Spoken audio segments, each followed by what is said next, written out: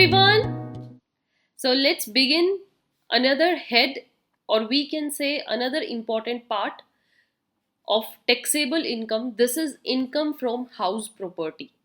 As I said that while calculating income tax on any kind of income of a person, we look at different heads. The first we will see whether he has any kind of salary. अगर salary है तो वो सारी amount salary head में लिखी जाती है. अगर आपको ये समझना है कि सैलरी में क्या क्या पार्ट्स आते हैं या फिर हम सैलरी में क्या इंक्लूड करते हैं, all that will be given on the top link. Go and watch this session first of all. Income tax कैसे कैलकुलेट होता है अगर आपको ये समझना है, बिकॉज इस पर भी मैं बहुत अच्छे से एक डिटेल सेशन आपको दिया था, how income is calculated, step by step procedure समझाया था, उसका भी लिंक आपको टॉप पर दिया गया है, जाइए. नेक्स्ट हेड आफ्टर सैलरी जो आता है, फिर आप ये देखोगे कि क्या इस पर्सन के पास कहीं हाउस प्रॉपर्टी है जिससे इसको इनकम आ रही है, तो वो भी कैलकुलेट होती है, फिर उस पर भी टैक्स लगता है. So this is our second head. Basically हम अगर कहेंगे second head of income from house property. So without wasting time, let's begin this session. Let's see what actually this term means. What is house property, क्या होती है, कौन कौन सी income हम consider करते हैं, किस इनकम को हमें समझना है, कैसी इनकम्स हैं जो एग्जम्प्ट होती हैं, या कुछ ऐसी भी पार्ट है जो कि totally out of the topic होती है. And before that, this is our official contact number and mail address. Those who want to connect to us, those who want to reach to us, without wasting time, you can send your queries, your doubts, your questions. We will respond you as soon as possible. इस video में आगे बढ़ने से पहले आइए जानते हैं हमारे इस गाइडेंस और मेंटरशिप प्रोग्राम के बारे में. क्या आप भी चाहते हैं कि इंटरव्यू के दौरान बाकी कैंडिडेट्स में से आपका ही सीवी टॉप पर चुना जाए, या आपको सीवी बनाने में किसी ऐसी गाइडेंस की ज़रूरत है जो आपकी सभी परेशानियों को दूर कर सके? क्या आपको भी एग्जाम प्रिपरेशन में ज़्यादा समय ना गवाकर पॉइंट टू पॉइंट या एग्जैक्ट प्रिडिक्शन के अकॉर्डिंग ही पढ़ना है? क्या आपको भी डाउट सॉल्विंग ट्यूशन्स महंगे पड़ रहे हैं? तो हम लेकर आ गए हैं 24/7 and 1-to-1 doubt solving sessions just in ₹299. जी हाँ, सिर्फ 299 रुपये में आप ये सभी सर्विसेज का फ़ायदा ले सकते हैं हमारी सपोर्ट एंड असिस्टेंस प्रोग्राम से जुड़कर. तो अपने फ्यूचर गोल्स को देखते हुए जल्दी से फ़ोन उठाइए और व्हाट्सएप कीजिए नीचे दिए गए नंबर पर.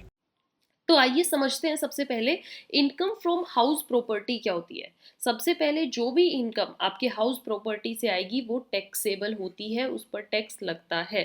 और टैक्स कैसे कैलकुलेट होता है, ऐसे नहीं कि आपको सपोज कीजिए हर मंथ कहीं किसी प्रॉपर्टी से रेंट आ रहा है तो आपको हर मंथ टैक्स देना, नहीं. आप पूरा उसको कैलकुलेट करेंगे, एक एनुअल वैल्यू निकालेंगे पूरे साल की टोटल करने के बाद, और उस एनुअल वैल्यू पर टैक्स लगता है.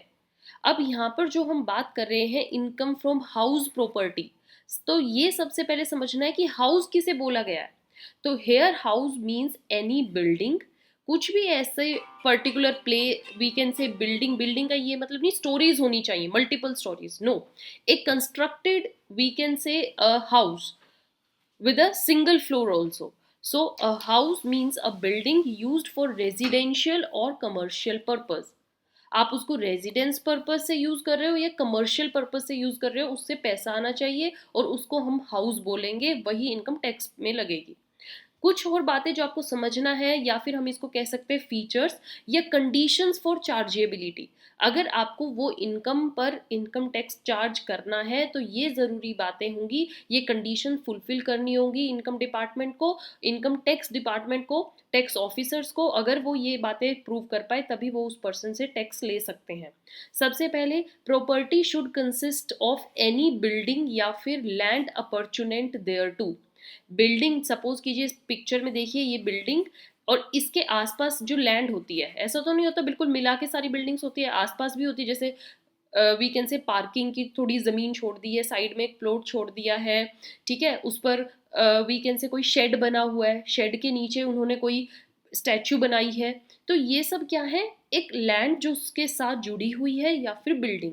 अब बिल्डिंग हम बोलते हैं it includes not only residential building, साथ में इसमें फैक्ट्री बिल्डिंग भी आती हैं, ऑफिसेज आते हैं, शॉप्स आती हैं, गोडाउन्स आते हैं, जो भी ऐसी बिल्डिंग्स जो कि आप कमर्शियल पर्पस के लिए यूज़ कर रहे हो, उसमें चाहे आपने फैक्ट्री लगाई हो, कोई किसी प्रोफेशन के लिए आपने ऑफिस खोल रखा है, अपनी शॉप चला रहे हो, गोडाउन खोल रखा है नीचे, ये सब क्या है, इनकम फ्रॉम हाउस प्रॉपर्टी। अब एक और टर्म मैंने यहाँ पर यूज की थी, उस पर ध्यान दीजिएगा, land appurtenant there to.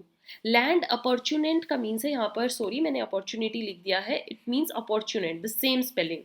Land appurtenant means कि ऐसी कोई भी जमीन जो कि साथ के बिल्डिंग के कनेक्ट करती है, जैसे कि आपने गार्डन बनाया हुआ है, कोई गैराज बनाया हुआ है, कोई पार्किंग के लिए खाली प्लॉट छोड़ा हुआ है, वो सब भी हाउस प्रॉपर्टी में आएगा। First point clear. Second point जो समझना है कि जो असेसी होगा, मीन्स जिसकी हम हाउस प्रॉपर्टी की इनकम कैलकुलेट कर रहे हैं, he must be owner of that property. उस प्रॉपर्टी का वो मालिक होना चाहिए, तभी आप उससे पैसे ले सकते हो। ऑनर का मतलब क्या है यहाँ पर, मालिक होने का मतलब कि person who is entitle to receive income from the property, जिसको उस प्रॉपर्टी से इनकम मिल रही है, वो उस प्रॉपर्टी से इनकम कमाने का हक रखता है, उसका वो राइट है। And the requirement of registration of the sale deed is not warranted. अब इनकम टैक्स वाले ये नहीं देखेंगे कि आपके पास सेल डीड है या नहीं है, वो रजिस्टर्ड है या नहीं है, ठीक है। Registration of sale deed is not compulsory है, इट्स जस्ट इनफ कि सेल डीड है, आप उसके मालिक हो, आप उस इनकम का मालिकाना हक रख रहे हो, आपको ही वो इनकम मिलती है। Ownership includes both freehold and leasehold rights. Then ownership includes deemed ownership also, mean suppose कीजिए उनके मालिक जो है एक पर्टिकुलर घर के, वो किसी दूसरे कंट्री में जाकर रह रहे हैं या कहीं और बिजी हैं, और उन्होंने उस घर से जो भी इनकम आएगी या उसकी ऑनरशिप एक दूसरे अपने किसी रिलेटिव को दे दिए कि इस प्रॉपर्टी को तू मैनेज कर, इस प्रॉपर्टी को तू संभाल, तो वो एक डीम्ड ऑनरशिप होती है। तो वो जो पर्सन संभाल रहा है उस पर भी टैक्स लग सकता है। The person who owns the building need not able to be also be the owner of the land upon which it stands, right? ये समझिएगा कि जिस पर्टिकुलर लैंड पर वो मकान या वो बिल्डिंग बनी हुई है, ऑनर का उस लैंड का मालिक होना जरूरी नहीं है। उस बिल्डिंग का आप मालिक हो इनफ, या उस फ्लोर के आप मालिक हो इनफ, इतना ही इनफ है कि आपको आपके ऊपर टैक्स लगेगा। So assessee must be the owner of the house property during the previous year. If the title of the ownership of the property is under dispute in a court of law, अभी मतलब समझ सकते हैं कि कुछ विवाद चल रहा है या ये फिक्स नहीं हो पा रहा है वो जमीन किसकी है, उस पर दो लोग आकर हक जता रहे हैं, this particular land belongs to me, या एक पर्सन कह रहा है ये मेरी जमीन है। सो डिसीजन अभी आया नहीं है कोर्ट का। Decision as to who will be the owner, tax के लिए, ये निकालने के लिए कि टैक्स किससे लिया जाए, इसका डिसीजन इनकम टैक्स डिपार्टमेंट लेगा। Department of income tax have the duty to give its decision regarding whom should pay income tax for the previous year. Next point, the property may be used for any purpose. अब यहाँ पर ये भी देखिए कि tax लगाने के लिए ये ज़रूरी नहीं है कि एक कुछ तरह की इनकम, फिक्स्ड इनकम यही आनी चाहिए, नहीं। जो आपकी प्रॉपर्टी है, जो आपकी बिल्डिंग है, जो आपका हाउस है, उसको आप किसी भी पर्पज़ के लिए यूज़ कर रहे हो, दैट्स नॉट मैंडेटरी कि एक पर्टिकुलर फिक्स्ड काइंड ऑफ ही बिजनेस होना चाहिए। But yes, one thing maintain कीजिएगा, it should not be used by the owner for the purpose of any business और प्रोफेशन जिसका अगर वो इनकम आना is already chargeable to tax. Means आपने घर में ऐसा कोई बिजनेस या प्रोफेशन ना खोला हुआ हो जिसकी इनकम पर ऑलरेडी टैक्स पहले से ही लगता हो। जैसे कि हम एक हेड करेंगे इनकम फ्रॉम बिजनेस और प्रोफेशन, तो वहां पर वो इनकम टैक्स हो जाएगी, उस इनकम पर दोबारा से टैक्स नहीं लगेगा। ये जो बिजनेस और प्रोफेशन से इनकम आती है इसका एक अलग हेड होता है, इसलिए इसको हाउस प्रॉपर्टी में कैलकुलेट नहीं करते। Moving ahead, look at these point also, these are very important. Income earned by an assessee engaged in the business of letting out of properties on rent would be taxable as business income. अगर किसी assessee के पास ऐसी कोई income आ रही है जो कि वो रेंट देकर या लेट करके हाउसेज को लेट करता है, बेचता है ना, या उनको रेंट पे दे रहा है, तो वो बिजनेस इनकम हुई, property dealing we can say.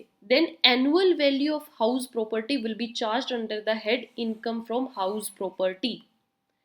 इस हेड के अंदर ही उसकी इनकम चार्ज होती है, where it was held the assessee as stock in trade of business also.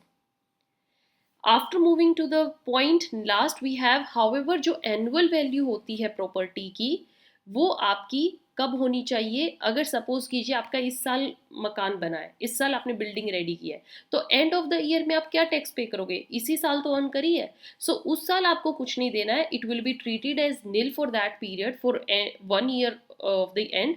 Yes, जो इस साल की आपकी अर्निंग होगी वो नेक्स्ट ईयर में फिर टैक्सेबल होगी. राइट अगर सपोज कीजिए आपका मकान अभी बना है, certificate of completion of construction of property आपने अभी लिए, तो आप टैक्स अथॉरिटी को दिखा सकते हो कि इस साल मैं टैक्स नहीं पे करूंगा क्योंकि इस साल तो मेरा पूरा मकान अभी रेडी हुआ है. That's very very important. So this was all about the income from house property that we all have to understand under this head. I hope you completed with me all these points. We'll meet you in next session. Till then, keep learning, keep watching.